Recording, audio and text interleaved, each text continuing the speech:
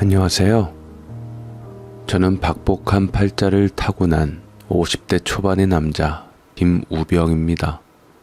박복하다는 뜻은 복이 없다, 팔자가 사납다라고 보통 의미하고는 하지요. 그 뜻 그대로 저는 정말 박복하고 살면서 그게 진심이라고 느꼈던 순간들 또한 뒤통수를 맞아 다 무너지고 말았습니다.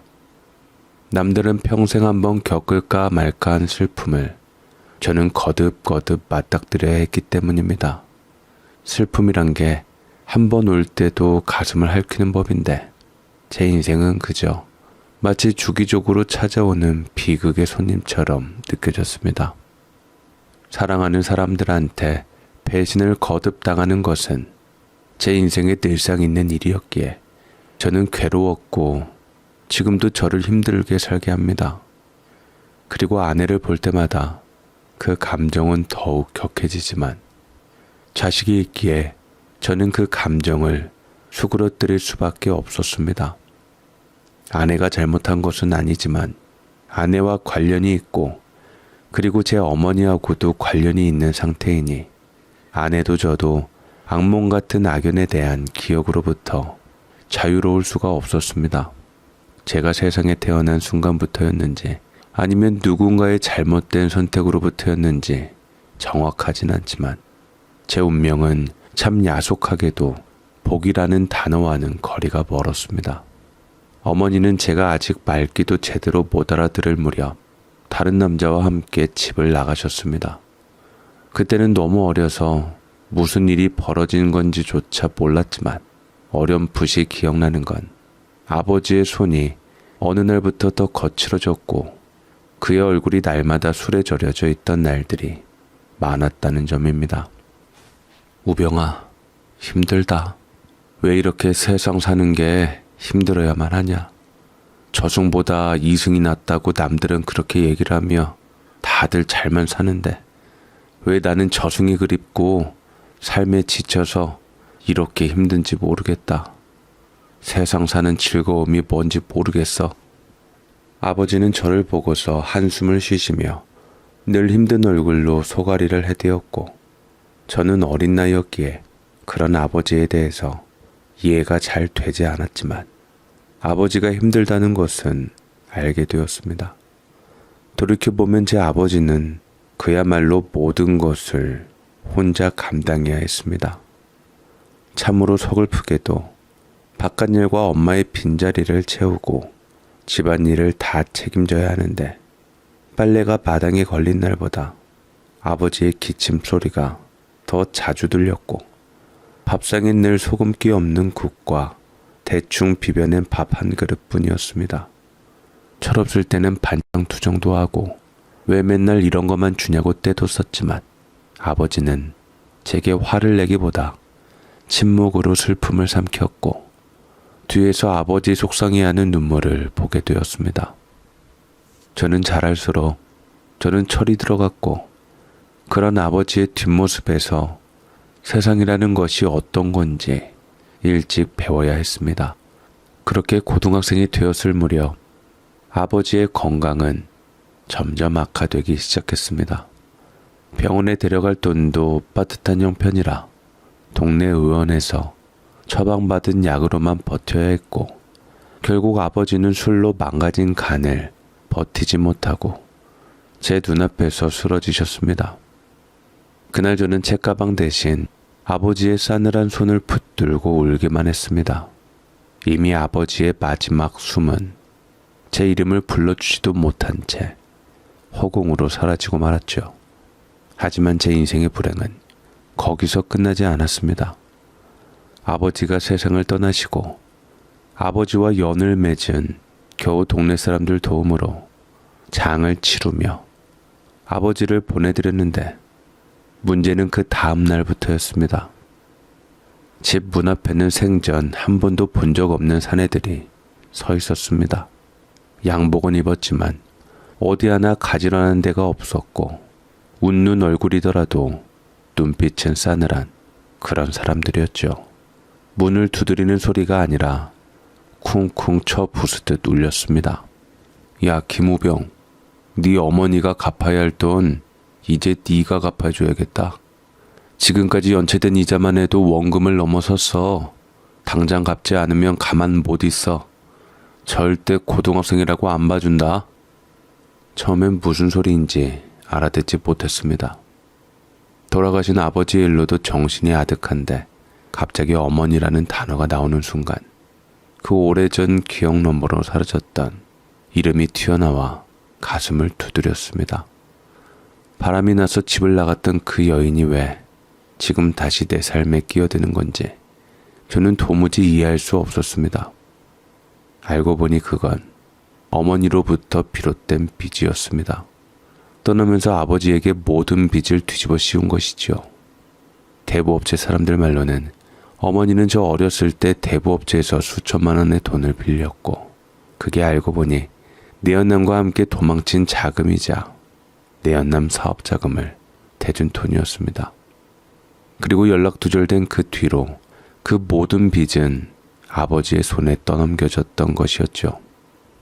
그럼 어머니한테 가서 받아야지. 그걸 왜 우리 아무 죄 없는 아버지한테 와서 받으려고 합니까? 제발 아버지 힘들게 한 걸로 모자라요. 저 좀 못살게 굴지 마세요. 이 자식이 어린애라 봐줬더니만 아주 겁대가리가 없네. 저는 대부업체 사람들한테 멱살을 잡혔고 저는 이를 악물며 노려보았습니다. 그러자 그 사람들도 사람인지 아무리 돈이 먼저라지만 제가 죄가 없다는 것을 알기에 결국 놓아주었고 빚을 차근차근 갚으라고 달래었죠. 아버지는 자신이 쓰지도 않은 돈을 자신이 원하지도 않았던 인생을 묵묵히 짊어지고 살아오셨던 겁니다. 술로 자신을 달랬던 이유가 단순한 슬픔 때문만은 아니었음을 그제야 저는 깨달았습니다. 그리고 그 빚은 이제 제가 떠나야 할 차례였죠. 참으로 엄마라는 사람이 원망스러웠고 치가 떨렸습니다. 그동안 아버지께서는 아무 말씀도 없으셨습니다. 학교에 학용품이 필요하다고 하면 조용히 다방에서 배달 알바를 하셨고 겨울 옷이 없다고 하면 자신은 목도리 하나로 버티면서도 저에게는 중고장터에서라도 패딩을 구해주셨습니다. 그게 다 그 빚 속에서도 저를 지키기 위해 안간힘을 쓰셨던 것이었죠. 그런 아버지가 돌아가시자 그 빚은 고스란히 제게로 향했습니다. 법적으로는 상속이라지만 현실은 채찍이었습니다. 아직 20살도 되지 않은 제게 대출 원금임의 이자며 서류에 도장 찍힌 채권자들이 몰려와 돈을 내놓으라고 윽박지르던 그 순간부터 제 청춘은 단 한 걸음도 앞으로 나아가지 못한 채 얼어붙고 말았습니다. 아버지가 돌아가신 후 시간이 좀 지나고 마음을 조금은 추스르게 되었을 때 저는 다시 용기를 내어 아버지의 묘를 찾았습니다. 오래된 국한송이를 들고 산길을 따라 묘새에 올라가는 발걸음은 어찌나 무겁던지요. 몇 걸음 걷고 멈추기를 반복하다가 겨우 아버지 앞에 섰습니다. 그날따라 바람이 거셌습니다. 제 뺨을 스치며 지나가는 바람이 마치 아버지의 손길 같기도 했습니다. 저는 조심스레 무릎을 꿇고 아버지의 이름이 새겨진 묘비를 손끝으로 쓸어내렸습니다. 차디찬 돌을 만지는 그 감각에 문득 아버지의 손이 떠올랐습니다. 거칠고 굳은 살 박힌 손, 어린 저를 목욕시켜 주시던 그 손, 말없이 등을 토닥이던 그 손. 아버지, 정말 고생 많으셨어요. 그 한마디를 꺼내는 순간 참고 눌러두었던 감정이 터져나왔습니다. 울지 않으려고 했는데 저도 모르게 흐느끼며 울고 있었습니다. 아버지가 평생 얼마나 많은 것을 참아내셨는지, 얼마나 외롭고 쓸쓸하게 그 모든 고통을 삼키며 살아오셨는지 이제야 조금 알 것 같았습니다. 빚 때문에 평생을 허리 굽혀 살아야 했고 어머니의 흔적을 지우기 위해 아들을 지키려 애쓰셨던 삶, 그 외길 같은 인생이 너무도 가여워 가슴이 찢어질 듯 아팠습니다. 아버지 묘 앞에 앉아 한참을 울다 보니 제가 살아온 인생보다 아버지의 인생이 더 억울하게 느껴졌습니다. 그러면서도 제 안에서는 지울 수 없는 감정이 하나 더 끌어오르기 시작했습니다. 어머니에 대한 원망, 그리고 증오였습니다. 제게 사랑 한번 주지 않고 떠났던 것도 모자라 남겨진 아버지의 삶을 송두리째 망가뜨리고 마지막엔 그 짐을 저에게까지 물려주었던 그 사람. 어떻게 그런 삶을 살 수가 있었을까? 가슴속에서 불처럼 치밀어 오르는 분노는 그날 밤에도 잠을 못 이룰 만큼 저를 잠식했습니다. 하지만 그 원망을 쏟아부을 대상은 이미 이 세상 어디에도 없었습니다. 어머니는 행방이 묘연했고 그 존재조차 마치 안개처럼 사라져 있었습니다. 그 사람들은 정말 끈질겼습니다. 제가 그 사람들이 경고 후에도 이자를 못 내니 제 일상을 뒤쫓아오기 시작했습니다. 처음엔 집 앞이었고 그 다음은 학교였죠. 복도에 서 있던 양복 차림의 남자 2명이 저를 보며 웃지 않는 얼굴로 말했죠. 너 이렇게 나몰라라 하면 재미없어. 아버지 대신 이제 네가 책임져야 할 차례야. 돈 갚을 생각이 없으면 반드시 대가를 치르도록 할 거야. 그 말이 던져지는 순간 주변의 모든 소리가 꺼지는 것 같았습니다. 친구들 웃음소리도 종이 울리는 소리도 선생님의 목소리도 들리지 않았습니다. 그저 제 앞에 서 있는 그 2 남자의 눈빛과 한기가 흐르는 그 말투만 머릿속에 남았죠. 학생이라는 이유로 무시당할 수도 있을 거라 생각했지만 그들은 오히려 더 노골적이었습니다. 어리니까 우리가 더 쉽게 다룰 수 있겠네라는 태도였달까요. 결국 저는 매일같이 교실 창문 너머로 그들이 서 있는 모습을 봐야 했고 선생님들조차도 점점 저를 곁눈질하기 시작했습니다. 학교라는 곳이 저를 보호해줄 울타리는 아니었습니다. 공부는 애초에 제 길이 아니었습니다. 머리도 그렇게 좋은 편이 아니었고 어떤 꿈이나 목표를 가져본 적도 없었습니다. 책상에 앉아 펜을 쥐는 시간보다 골목길에서 공사장 인부들을 구경하거나 주방 뒷문으로 나오는 김밥 냄새를 맡는 시간이 더 많았던 아이였으니까요. 그런 제가 그런 빚을 짊어지고 살아갈 방법은 없었습니다. 결국 저는 아버지가 남기신 작은 통장 하나를 손에 쥐고 도망을 결심했습니다. 그 통장에는 몇백만 원 남짓한 돈이 있었습니다. 병원비로도 모자라게 마련한 돈이었지만 그조차도 아버지가 제 이름으로 남겨주신 마지막 흔적이었습니다. 유산이라고 하기엔 너무 초라한 돈이었지만 그래도 저는 그것을 손에 쥐고 깊은 밤 몰래 집을 빠져나왔습니다. 야반도주라는 말이 딱 어울리는 장면이었습니다. 캐리어도 없었습니다. 학교 가방에 옷 몇 벌과 통장 하나를 넣고 버스 터미널로 향했습니다. 버스표를 살 때 손이 얼마나 떨리던지 표 끊는 아저씨가 괜찮냐고 물었을 정도였습니다. 이렇게 거짓말 같은 일들이 차례차례 벌어지면서 저는 결국 제 운명을 원망하지 않을 수 없었습니다. 왜 나였을까? 대체 내가 무슨 죄를 지었길래 사람들은 평범한 가정에서 어머니 아버지의 사랑을 받으며 방학이면 가족여행을 다녀오고 생일이면 축하를 받으며 사는데 왜 나만은 이렇게 태어나자마자 모든 걸 잃은 채 살아가야 하는가? 어린 마음에 하늘을 쳐다보며 물었습니다. 정말이지 이 세상에 신이 있다면 나 같은 아이에게 왜 이토록 가혹한 시련을 주는지 이해할 수가 없었습니다. 세상은 공평하지 않았고 저는 그 부당함을 너무 이른 나이에 알아버렸습니다. 아버지는 살아생전 단 한 번도 친척 이야기란 걸 꺼내신 적이 없었습니다. 나중에 알게 된 건 아버지 역시 일가 친척 하나 없는 천의 고아였다는 사실이었습니다. 부모님 없이 자라 세상에서 겨우 자신 하나 믿고 버티며 살아왔던 사람. 그런 아버지가 어떻게든 가정을 꾸려보겠다고 선택했던 것이 결국엔 그를 무너뜨린 시작이었는지도 모르겠습니다. 그런 아버지의 자식인 저 역시 당연히 기댈 곳이 없었습니다. 명절이면 친구들은 외갓집, 할머니 댁에 간다고 설레는 표정을 지었지만 저는 그날이 오히려 더 무서웠습니다. 누가 불쑥 너는 어디 안 가니라고 묻기라도 할까봐, 말문이 막힐까봐, 내겐 그런 곳이 없다는 게 들킬까봐 말이죠. 그래서 저는 더 이상 누군가에게 기대지 않기로 했습니다. 어린 나이에 스스로를 지키겠다는 결심을 했습니다. 이미 부모의 울타리 따위는 없었습니다.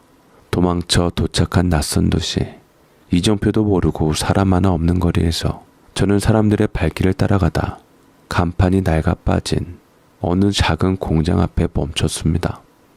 안녕하세요. 저 여기서 일할 수 있을까요? 그렇게 문을 열고 들어갔습니다. 아직 변성기가 끝나지 않아 앳된 목소리였지만 제 눈엔 간절함이 담겨 있었겠죠. 처음엔 사람들도 웃었습니다. 머리에 피도 안 마른 애가 무슨 공장을 하고 말이죠. 하지만 저는 되돌아갈 곳이 없다고 했고 자고 먹는 건 아무 데서든 가능하다고 말했습니다. 어른들이 잠시 서로 눈치를 주고받더니 어느 엄숙해 보이는 사람이 나와서 저를 빤히 쳐다보더니만 저한테 가출했냐고 물어보고 제가 아무 대답이 없자 이내 하루만 해봐라 하고 허락을 해주었습니다. 그렇게 저는 운이 좋게도 공장에서의 삶을 시작했습니다. 처음엔 매일이 두려움의 연속이었습니다. 혹시라도 그 대부업체 사람들이 제 행방을 추적해 이곳까지 쫓아오면 어쩌나. 누군가 제 이름을 불러 세우기라도 하면 가슴이 덜컥 내려앉았습니다. 눈에 띄지 않으려고 고개를 늘 숙이고 다녔고 점심시간에도 사람들과 어울리지 않고 구석에서 조용히 김밥 한 줄로 허기를 때웠습니다. 숙소도 없던 저는 공장 구석 먼지가 뽀얗게 내려앉은 짜투리 공간에 낡은 담요 하나 깔고 잠을 청했습니다. 날마다 피곤에 쩔어 눈을 감으면 금세 아버지 묘 앞에서 울던 장면이 떠오르곤 했습니다. 그렇게 아버지를 보낸 뒤 저는 마치 도둑처럼 숨어 살았고 살아있다는 것이 죄처럼 느껴질 때도 있었습니다. 하지만 그 모든 불안 속에서도 저를 끝내 무너지지 않게 해준 사람이 있었습니다. 바로 그 공장 사장님이셨습니다. 사장님은 묵묵히 일만 하며 말 수 없는 저를 유심히 지켜보셨던 모양입니다. 어느 날 저녁 퇴근도 하기 전에 공장 문을 닫고는 제게 따뜻한 국밥을 한 그릇 사주셨습니다. 국밥 한 숟갈을 뜨는데 눈물이 나더군요. 그게 누구에게 받는 첫 식사 같은 느낌이었습니다. 그날 저는 처음으로 제 이야기를 조심스레 꺼냈습니다. 어머니가 진 빚, 아버지의 죽음, 그로 인해 도망치듯 살아가는 지금의 현실까지 저도 모르게 울먹이며 얘기하는데 사장님은 말없이 제 손등을 토닥이셨습니다. 어린 녀석이 참 많이도 고생했구나. 많이 힘들었겠구나. 걱정 마라. 여기엔 그런 사람들이 올 때가 아니야. 내가 널 지켜줄 테니 아무 염려 말거라.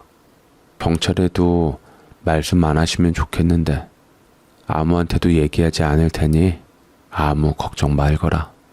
그 한마디에 제 안에서 굳어있던 무언가가 와르르 무너져 내렸습니다.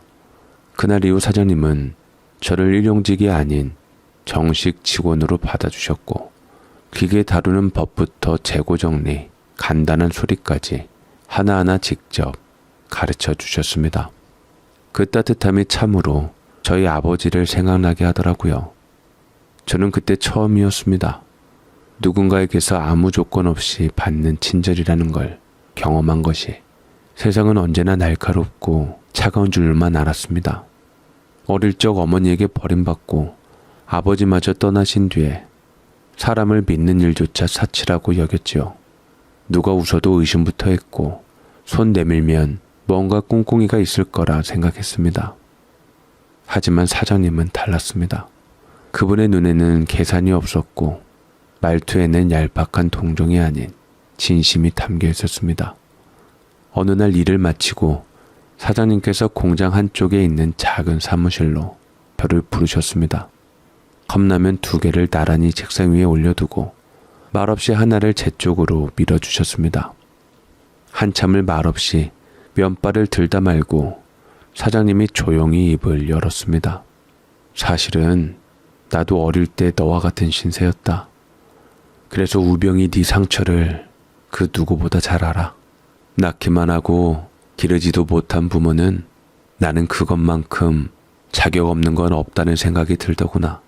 처음에는 부모가 자존심 때문에 싸움 끝에 나를 데리고 나간다더니 길가에 내려놓고 그냥 가버리더라.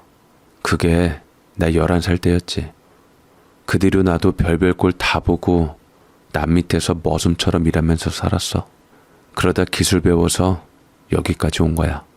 그 말을 듣는 순간 제 가슴 어딘가가 덜컥 내려앉았습니다.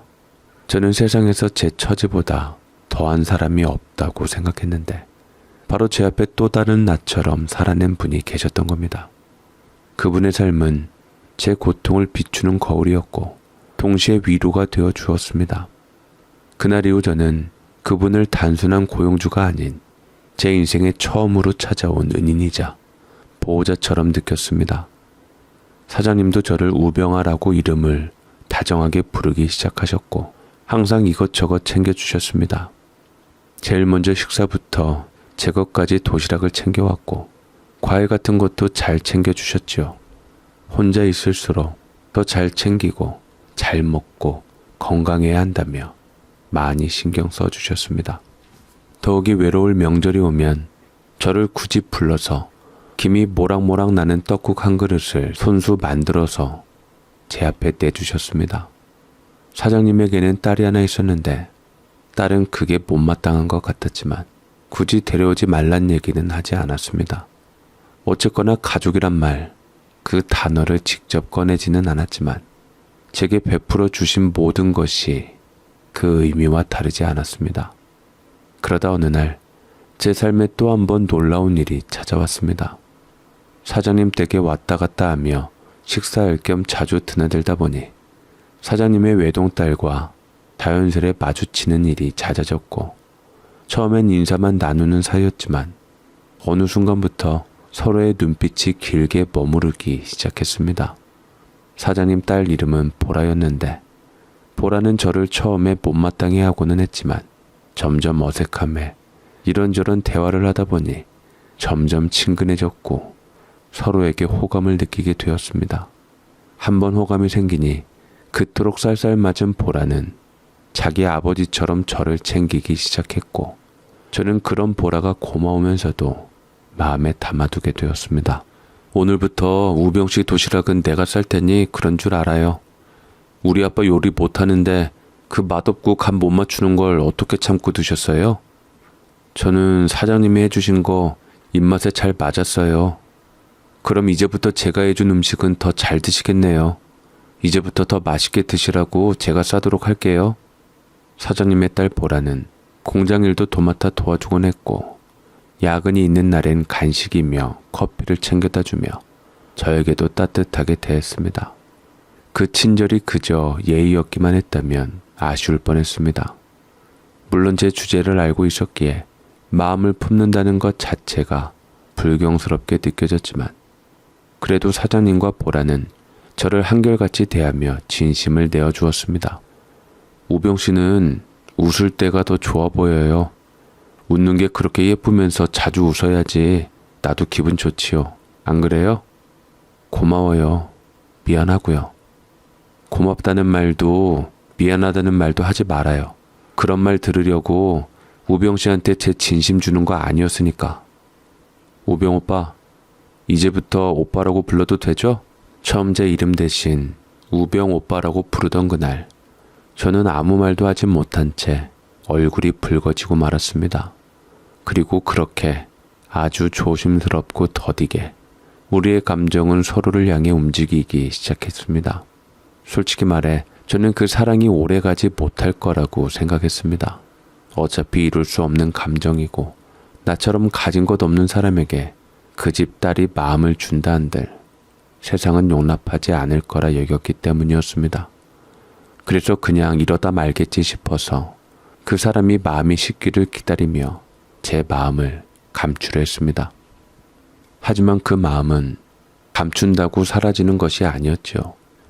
언젠가부터 보라의 미소 하나에도 하루를 버틸 힘이 생겼고 늦은 밤 공장 밖 벤치에 앉아 둘이 마신 캔커피 하나에 마음이 따뜻해지곤 했습니다. 그러던 때에 보라는 저와 가까워졌다고 생각했던지 사장님께 제 얘기를 했다는 걸 알게 되었습니다. 그 소식을 들은 순간 피가 얼어붙는 기분이었습니다. 이제 끝났구나. 이 공장에서도 나가야겠지 생각했죠. 사장님이 아무리 절 챙기고 좋아했다지만 그래도 자기 소중한 자식하고 저랑 얽히는 것을 좋아하는 사람은 없을 것 같았습니다. 왜냐면 저에게는 동정심을 가질 뿐이지 그 동정심으로 사랑하는 딸하고 얽히길 바라진 않을 것 같았습니다. 하지만 며칠 뒤 사장님이 뜻밖의 반응을 보이셨고 제게 조용히 불러 말하셨습니다. 우병아, 사람은 태어난 곳보다 어디까지 가는지가 중요하단다. 너처럼 바닥에서부터 성실하게 살아온 놈이라면 우리 딸 잘 지켜줄 수 있을 것 같더라. 사장님, 아무것도 가진 것 없고 보잘것없는 제가 보라씨 곁에 있어도 정말 상관없어요? 넌 기회랑 환경만 주어졌다면 그 누구보다 잘했을 녀석이다. 나는 그걸 알아. 너의 가능성을 믿기 때문에 내 딸을 내어주어도 전혀 아깝지 않아. 오히려 우리 보라가 시집을 잘 가는 거라 생각한다. 사장님, 그 한마디에 저는 말없이 고개를 숙였고 눈시울이 뜨거워졌습니다. 제 지난 인생을 모두 부정해도 이상하지 않을 만큼 큰 상처를 가진 제가 누군가의 사위로 누군가의 가족으로 받아들여진다는 게 믿기지 않았습니다. 저는 결혼 전까지 사장님 앞에서 그래도 보라씨 곁에 자격되는 남자가 되기 위해 검정고시를 치러서 고등학교 졸업장을 따고 기회가 된다면 야간대학도 가겠다고 약속드렸습니다. 하지만 사장님은 제가 검정고시를 보든 뭘 하든 아무래도 상관없다고 말씀해 주셨습니다. 그러다 장모님 얘기가 나왔는데 장모님 또한 현명하신 분이어서 장인 어른을 든든하게 내조를 해주셨고 그 덕분에 가정을 지키며 살아갈 수 있었지만 안타깝게도 장모님 되실 분은 예전에 돌아가셨다고 했습니다. 그래서 더 사장님, 아니 장인어른께서는 저에게 아내에게 더 잘해주라고 말씀하시는 듯 했어요. 처음엔 제가 가진 사연 때문에 마음의 벽을 세우지 않을까 걱정도 했지만 제 과거보다 제 진심을 먼저 봐주셨습니다. 장인어른은 제 손을 꼭 잡으며 말씀하셨습니다. 사람이 어디서 왔느냐보다 어떻게 살아가느냐가 중요한 거야. 잘 부탁하네. 그 말씀 한마디에 저는 마음 깊이 고개를 숙였고 다짐했습니다. 저를 가족으로 받아들여준 이 사람들을 절대 실망시키지 않겠다고, 이제라도 가족이라는 이름 앞에 부끄럽지 않은 사람이 되겠다고 말이지요. 그렇게 저는 열심히 노력한 끝에 보라에게 청혼을 하게 되었고 보라는 기꺼이 제 청혼을 받아들였습니다. 만인이 축복하는 결혼식을 올리며 그렇게 저희 부부는 서로를 의지하며 살아가기 시작했습니다. 처음으로 주말이 기다려졌고 명절이 따뜻하게 느껴졌습니다. 밥상 위에 앉아 함께 젓가락을 드는 그 단란한 풍경 하나하나가 제게는 모든 것이 새롭고 귀한 시간이었습니다. 제 인생에선 처음이었습니다. 가족이라는 이름을 품고 하루하루를 살아간다는 것이 그저 밥을 함께 먹는 일, 서로의 이름을 부르는 일, 자잘한 투정을 나누는 일조차도 감동적이고 벅찼습니다. 그것만으로도 제게 충분히 대단하고 고마운 일인데 아내는 머지않아 제 아이를 갖게 되었고 10달을 힘들게 품은 결과 첫째 딸인 우리 혜진이가 태어났습니다. 임신했을 때 초음파 사진을 보는 것도 참으로 신기하고 얼떨떨한 상황에서 손에 쥐어지는 것이 모두 작고 여린 딸아이를 품에 안았을 때 저는 비로소 세상에 이렇게 소중한 존재가 있을 수 있구나 하고 느꼈습니다. 제가 누군가의 보호자라는 사실이 기적처럼 느껴졌고 반드시 우리 가족은 내가 지켜야겠구나 결심이 섰습니다. 아내는 유독 딸을 애지중지하며 안고 물고 빨고 했는데 아비가 자식 소중한 마음이 드는데 직접 10달을 품고 낳은 엄마는 오죽하려 했지만 그러면서 제 생각이 겹쳐졌습니다. 엄마도 나를 낳고 키웠을 때 저렇게 애지중지하고 사랑스럽게 키웠을까?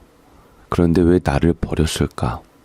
어떻게 부모가 자식을 버릴 수가 있을까?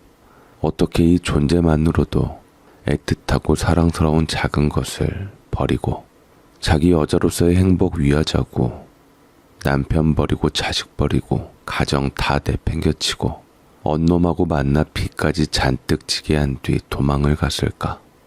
그래서 더 용서를 할 수가 없었습니다. 부모가 되어보니 부모 마음이 역력하게 더 느껴졌기에 더 어머니를 이해할 수 없고 용서할 수가 없었습니다. 그리고 아이를 키우면서 힘든 일도 있고 어려운 일도 많았지만 아이가 한번 웃어주고 행복해할 때마다 사르르 녹으니 아내는 곧장 둘째를 준비하게 되었고 몇 해 지나지 않아 아들 준수가 태어났습니다. 딸이 제게 따뜻한 봄바람 같았다면 준수는 한여름의 햇살 같았습니다. 작은 손으로 제 손가락을 꼭 쥐고 마치 아빠 나 믿지라고 속삭이는 듯한 그 눈망울에 저는 세상 무엇과도 바꿀 수 없는 희망을 받습니다. 우리는 평범했지만 누구보다 단단한 가족이었습니다. 그동안 남들 가정에서 부러워만 했던 것들을 하나씩 제 손으로 이뤄가며 나도 이제 행복할 자격이 있다고 스스로를 다독였습니다. 아내도 아이들도 모두 웃음이 많고 따뜻한 사람들이었고 저는 그 안에서 처음으로 삶을 마음껏 누렸습니다. 하지만 그 행복은 슬프게도 오래가지 못했습니다. 그렇게 내 전부인 아이들이 나를 떠나려 한다는 사실에 믿겨지지 않았습니다. 그날을 저는 평생 잊을 수가 없습니다. 그때가 아들 7살 때인가요? 언제나처럼 유치원에서 돌아온 준수가 유난히 창백한 얼굴로 제 무릎에 기대더니 작은 목소리로 그러더군요.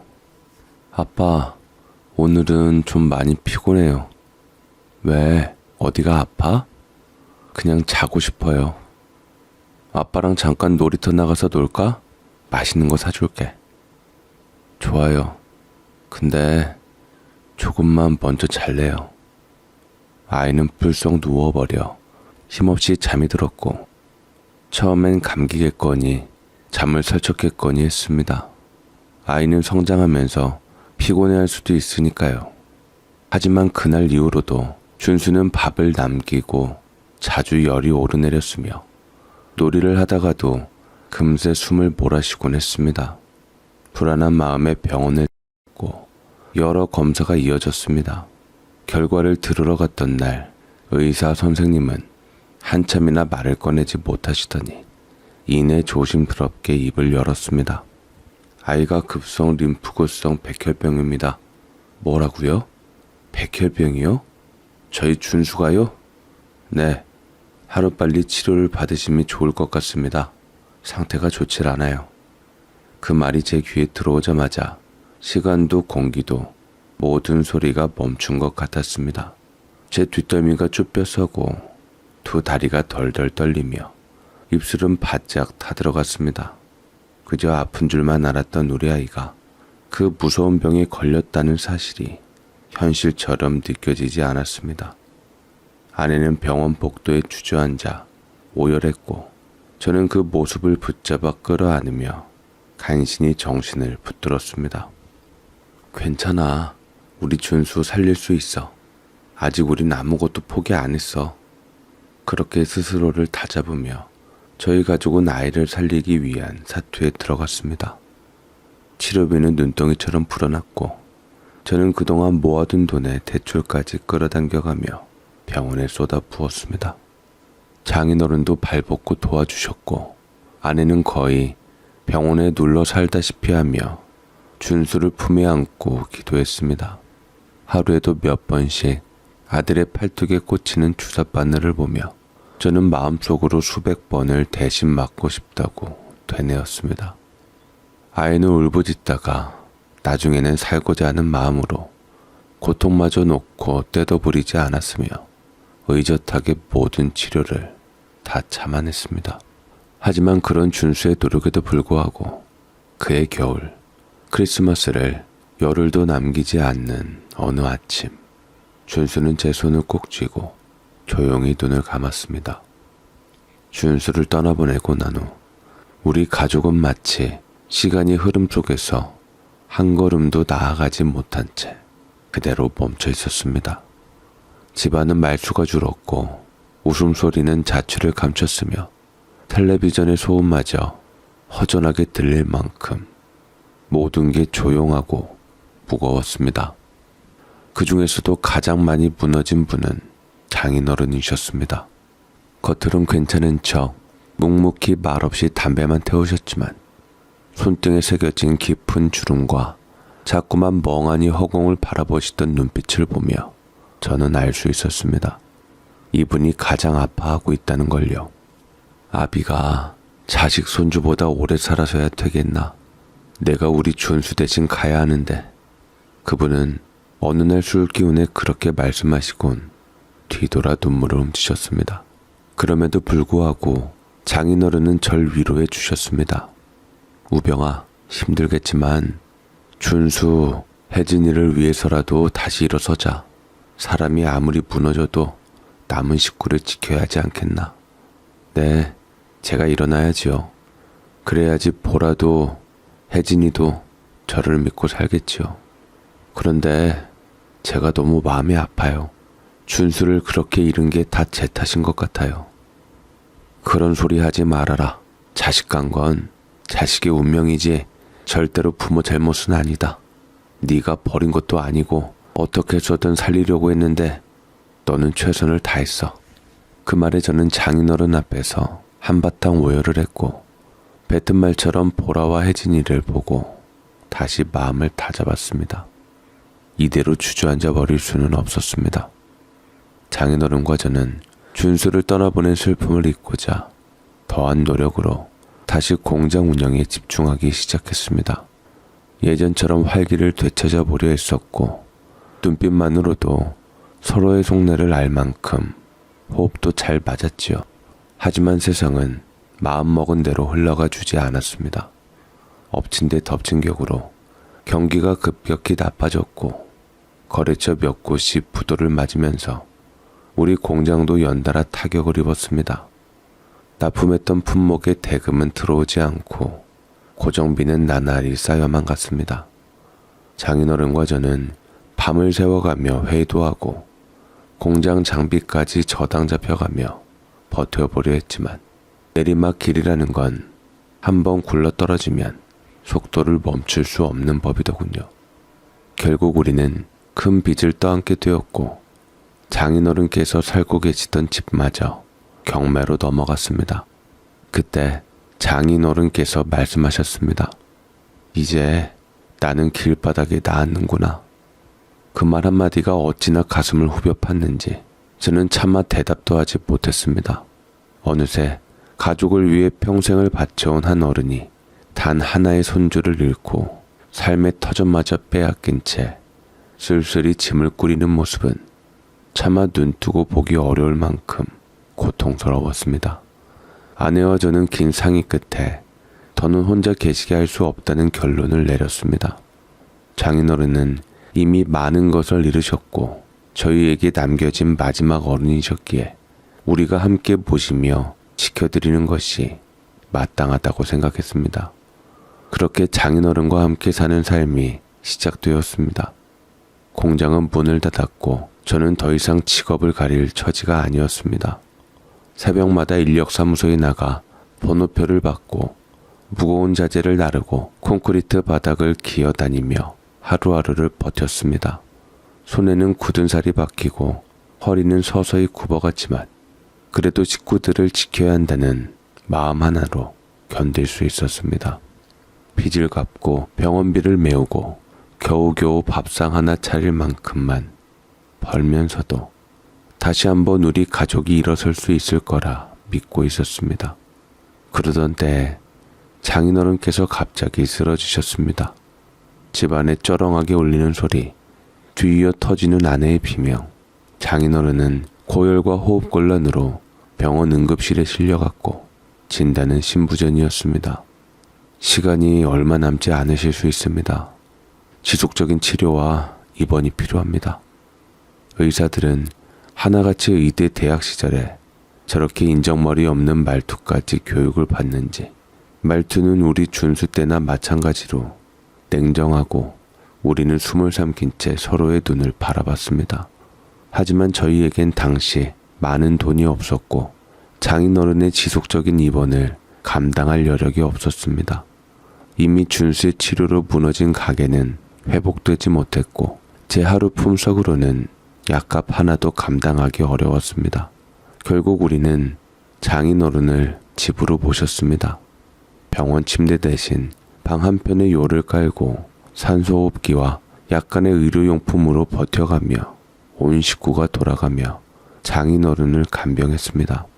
장인어른은 말이 줄었고 가끔씩 손을 더듬어 아내의 손을 찾았습니다. 그때마다 아내는 눈을 감고 그 손을 꼭 잡았지만 어딘가 마음 깊은 곳에서 끓어오르는 감정을 억누르는 듯한 표정이었습니다. 저는 장인어른이 마음이 아프고 서글픈 마음에 항상 장인어른을 살폈고 그런 장인어른도 신경 써주고 있는 제게 고마워하는 것 같았습니다. 평생의 은인이고 아버지로 모신 장인어른을 이렇게 쉽게 떠나보내기가 어려웠기에 제가 할 수 있는 거라고는 신에게 매달리며 기도밖에 할 수가 없었지요. 이럴 때 사업이 잘 되었더라면 후회하지 않게 준수 때처럼 병원에 입원해서 모시는 게 맞는 건데 참으로 제가 불효자라는 생각에 쓸모없이 느껴졌습니다. 그러던 어느 날 밤 저는 새벽에 문득 깨게 되었고 유달리 그날따라 목이 타는 바람에 일어나 안 사람을 깨우려 했지만 아내는 곁에 없어 휑했습니다.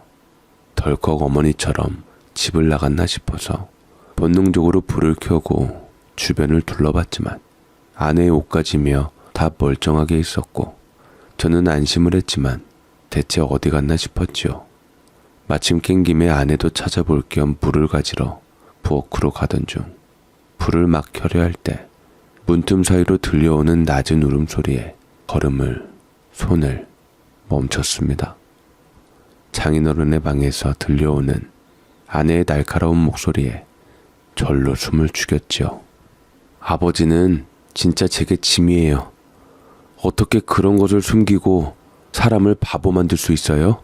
저는 아내의 날카로운 악에 받친 목소리에 흠칫 놀랐습니다. 아내가 까칠하고 틱틱거리기는 했지만 저렇게 화를 내거나 소리를 지른 적은 없었습니다. 그것도 병든 장인어른께 말이지요. 대체 무슨 일인가 싶어서 말리려다 아내에 이어지는 말이 심상치 않아서 저도 모르게 듣고 말았습니다. 예전에 엄마 버리고 다른 여자랑 바람 펴서 집 나가 살다가 교통사고 내서 아버지 죽다 살아난 거 기억하시죠? 아버지 벌 받은 거예요. 차라리 그때 엄마가 아버지를 받아들이지 말고 돌아가시게 냅뒀어야 했어요. 아버지 개인적인 양심 때문에 제가 이렇게 희생당하는 일은 없잖아요. 이제 다 어쩔 거예요? 왜 내 인생을 이렇게 망쳐요? 아내의 목소리에 심장이 두근두근거렸습니다. 누구보다 가족을 소중하게 여기는 아내가 유독 아버지에게만은 틱틱거리고 사랑하면서도 싫은 감정을 가끔 드러내기는 했는데 장인어른의 생각지도 못한 얘기에 저는 당황했습니다. 살아생전 장모님을 버리고 다른 여자랑 바람을 피다가 죽다 살아났다던 장인어른, 그 누구보다 도덕적이신 분이라는 것을 알고 있기에 제가 알고 있을 법한 장인어른의 행보가 아니었습니다. 사람은 누구나 실수를 한다는 말을 하신 장인어른 말씀이 문득 생각났고 혹시나 뜻밖의 말에 상당히 놀랐고 아내의 말을 묵묵하게 듣고 있던 장인어른이 인정하고 괴로운 듯 눈시울이 붉혀지다가 후회하는 것처럼 말했습니다. 그래도 우병이 좋은 녀석 아니냐. 내가 비록 그 여자의 아들이라 양심의 가책 때문에 너랑 결혼시키기는 했어도 나는 그래도 녀석이 우리 집안에 큰 역할을 했다고 생각한다. 그럼 내 인생은요? 내가 왜 아버지 가책에 따라 움직여야 해요? 그 사람은 또 무슨 죄고요? 그 사람이 아버지 정체를 안다면 내가 조금만 마음의 준비를 한 후 우병이한테 말하마. 뭐라고 말할 건데요? 내가 사실은 너희 가정을 파탄내고 빚을 네 아버지한테 떠넘기고 네 엄마랑 도망친 장본인이다라고요? 그 사람이 과연 아버지를 용서할 수 있을까요? 저는 생전 처음으로 두 다리가 풀린 채 주저앉고 말았습니다. 심장이 무너지듯 내려앉고 귓가에는 고막을 찢는 듯한 침묵만이 울렸습니다. 지금 제가 무슨 말을 들었는지 알 수가 없었습니다. 장인어른이 내연남이라니, 그토록 증오하고 미워했던 우리 가정을 파탄내고 아버지를 빚더미로 몰아 죽게 만든 내연남. 근데 그 장인어른이 엄마와 얽힌 내연남이라고?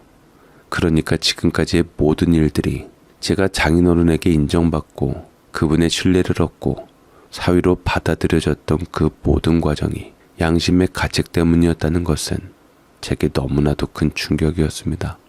제가 어떤 사람인지 알아서 어떤 상처를 짊어졌는지 이미 알고 있었기에 그래서 저를 품어주고 딸까지 내어주었다는 그 말이 가슴속을 마디마디 디디기며 내려앉았습니다. 우리 가정을 파탄낸 장본인이었으면서 모르는 척 나를 구원하고 손을 내밀어서 자기 가족으로 만들었다는 것은 그건 마치 죄책감을 덜어내기 위한 자기 구원의 선택이었던 것이었습니다. 제가 세상에 홀로 남겨졌을 때 그들은 이미 모든 사실을 알고 있었고 그걸 알면서도 저에겐 단 한 번도 진실을 말하지 않았습니다. 우병이 좋은 녀석이잖냐. 그 말이 왜 그토록 따뜻하게 느껴졌는지, 왜 그렇게 나를 특별히 아껴주던 건지 파렴치한 그 사람에게 느낀 감정들은 참으로 소름이 돋을 지경이었고 몸소리가 쳐졌습니다. 그 사람의 가식과 나를 가지고 놀고 능멸하는 파렴치한 짓이었습니다. 어쩐지 세상에 그렇게 좋은 사람이 있을 리가 없는데 전에 고아아이고 아무것도 갖지 못한 나를 대학 졸업한 자기 딸과 엮어줄 리가 없었는데 그게 다 이유가 있었다니. 얘기를 맞춰보니 모든 퍼즐 조각이 이제야 제대로 맞아떨어지기 시작했습니다. 그토록 복잡하게 얽혀있던 제 인생의 시작점이 바로 거기서부터였던 겁니다. 제가 겨우 2살 무렵이었습니다.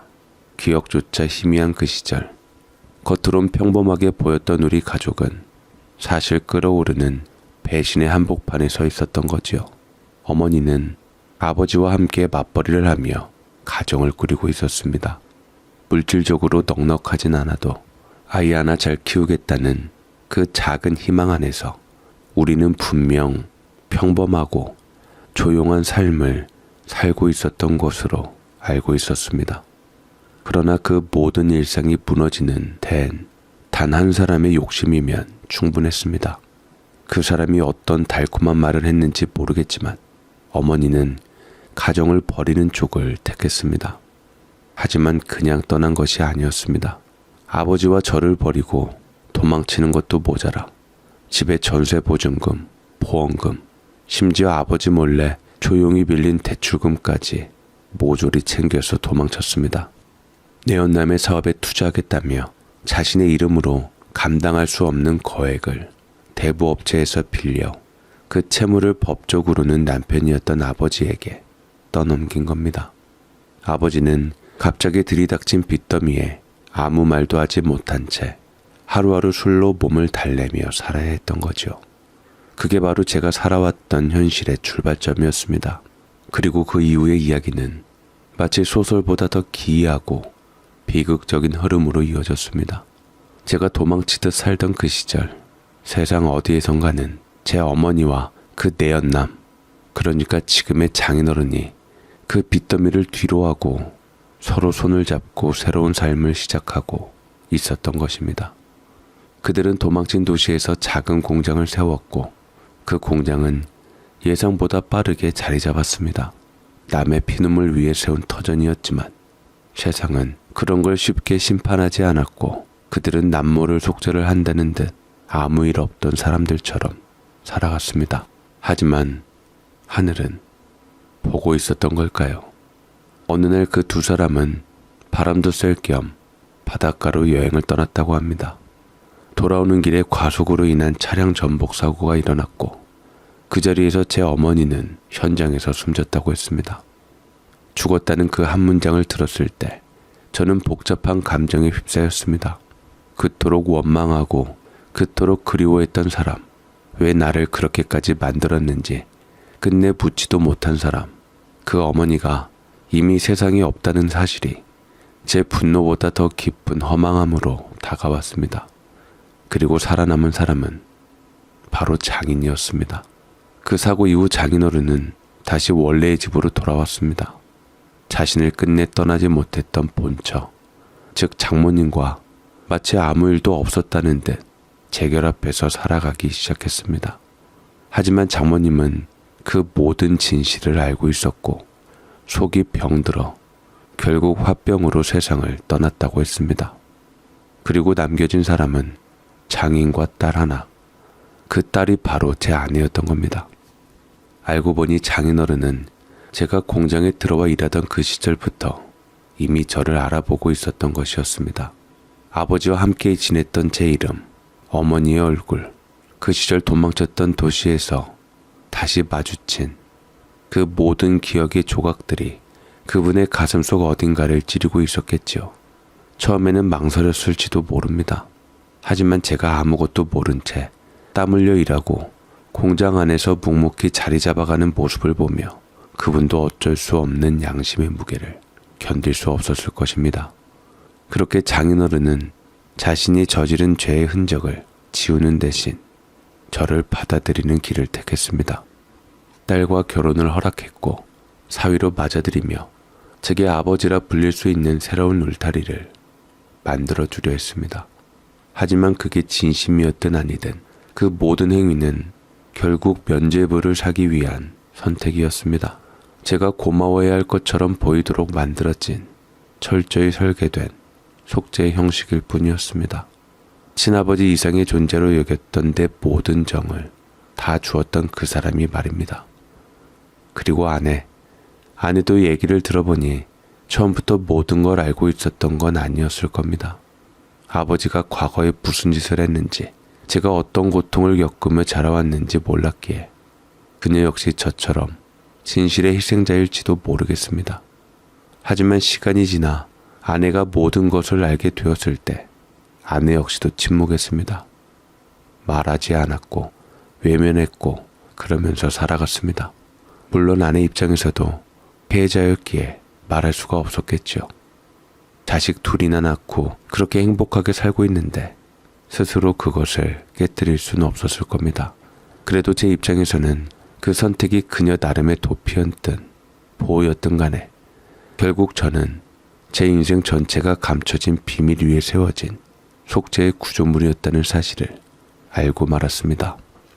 목이 타서 물 한번 마시러 왔다가 지옥을 경험한 것 같은 느낌이 들었습니다. 저는 비틀거리며 더 이상 버틸 수 없었습니다. 몸이 떨렸고 가슴은 끓는 물을 들이킨 듯 뜨거웠습니다. 수십 번을 문 앞에서 망설이다가 결국 저는 그 사람들이 있는 문을 열고 들어갔습니다.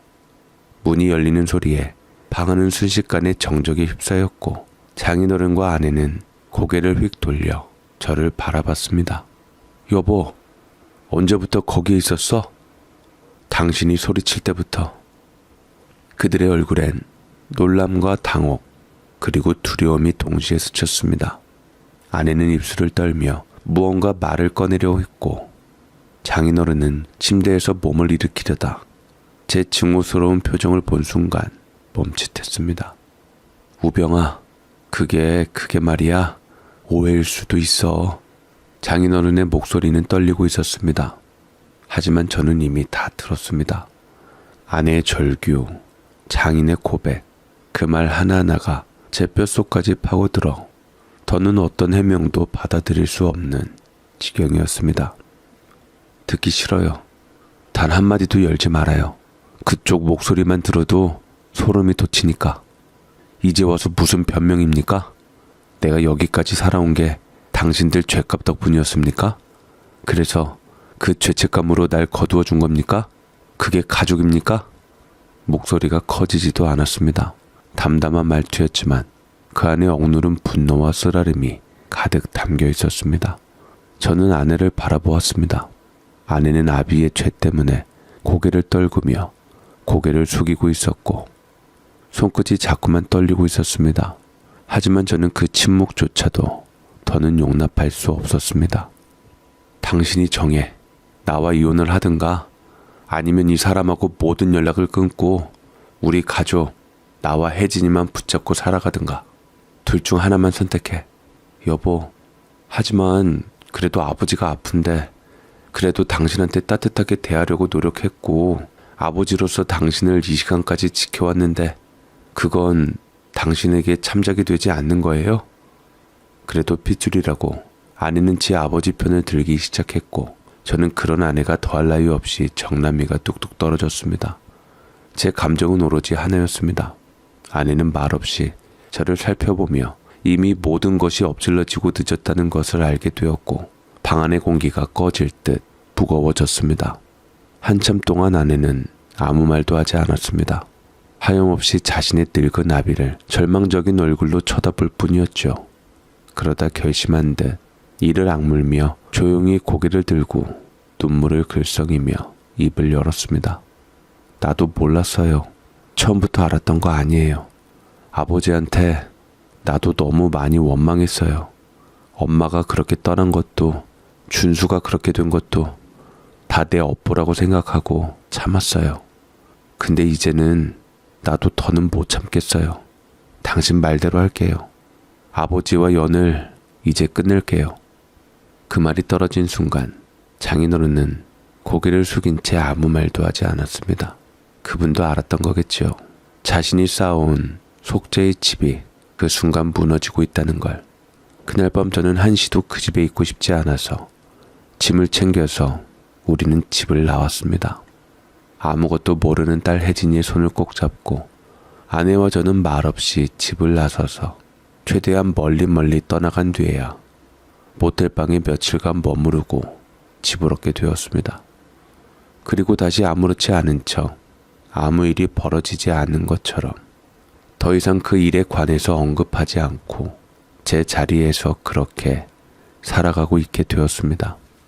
전처럼 화목하고 웃음소리가 새어나오고 자연스럽게 정이 흘러나오는 분위기는 더 이상 없었고 모두가 말이 없이 일상적인 대화만을 형식적으로 한 채 그렇게 지내게 되었습니다.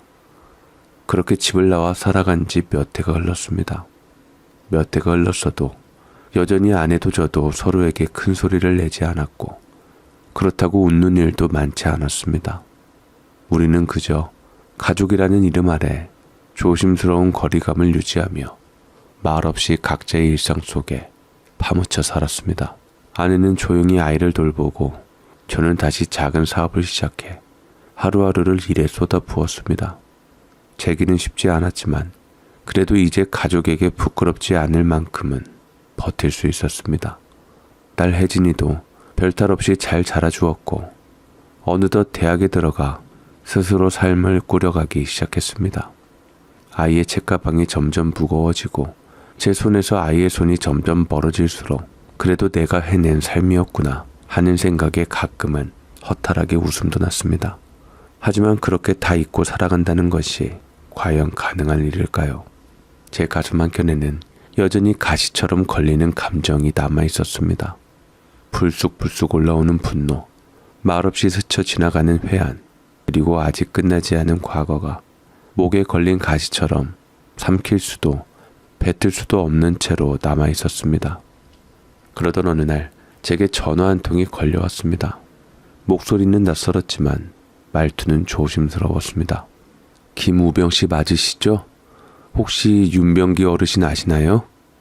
그 이름은 제게 더 이상 아버지처럼 부를 수 없는 그 사람이었습니다.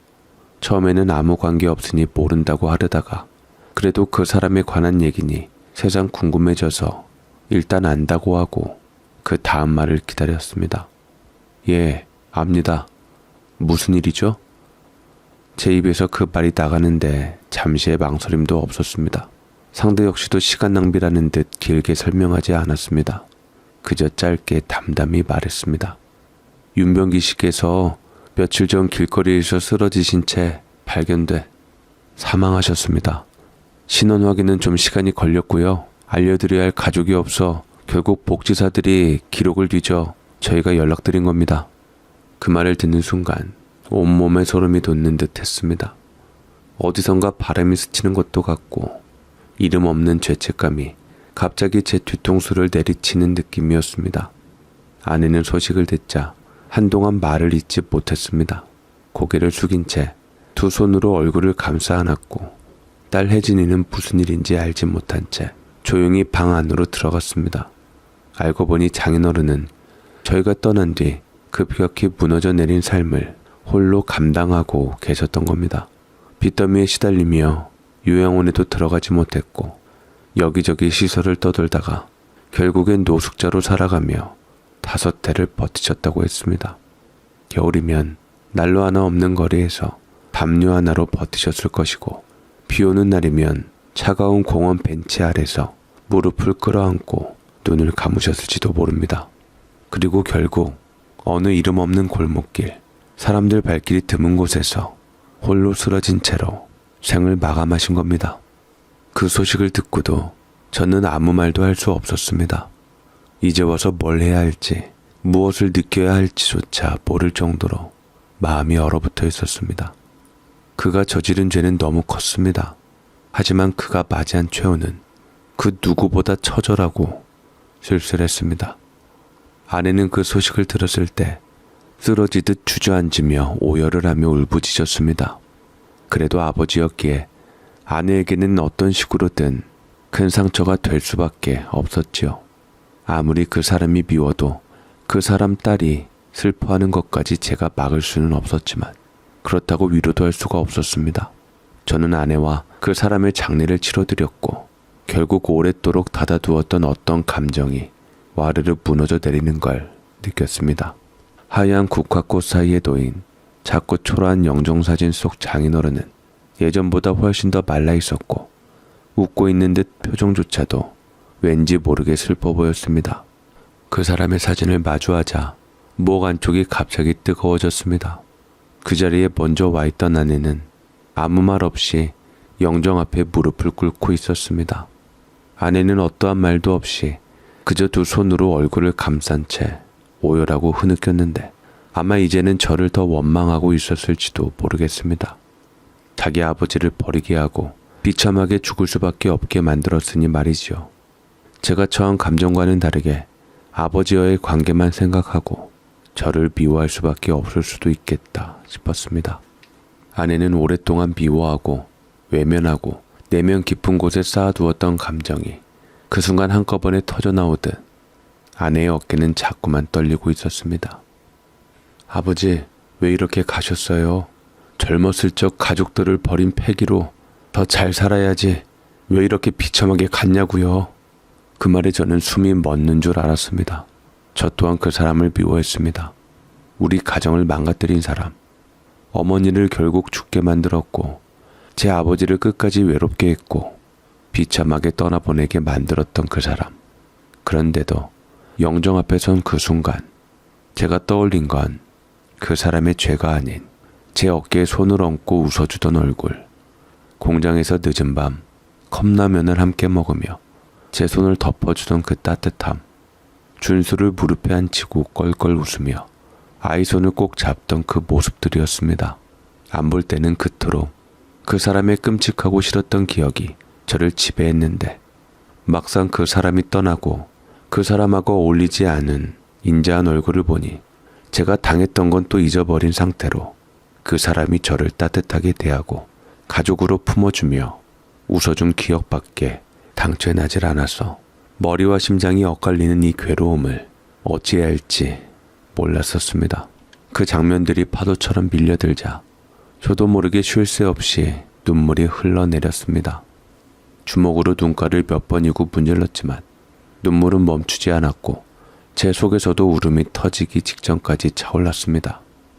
장례를 마치고 상주도 없는 그 초라한 빈소를 정리하던 중 조문객이 하나둘 빠져나가고 나서야 우리는 장인어른이 품속에 깊이 간직하고 있던 작은 봉투 하나를 건네받았습니다. 낡은 봉투 안에는 그 사람의 마지막 글 유서가 있었습니다. 글씨는 많이 흔들렸고 군데군데 얼룩이 져 있었지만 마지막 문장 하나는 또렷이 남아 있었습니다. 보라야, 우병아, 미안하다. 내 죄는 끝끝내 씻을 수 없지만 너희는 부디 서로 아껴주며 행복하게 살아다오. 나는 이제 마음속에서라도 너희에게서 떠나려 한다. 사랑하고 미안했다. 정말로 너무 많이. 그 짧은 문장 안에는 많은 말들이 생략되어 있었고 그 사람의 지난날의 죄와 슬픔, 회원과 용서받고 싶은 바람이 고스란히 녹아 있었습니다.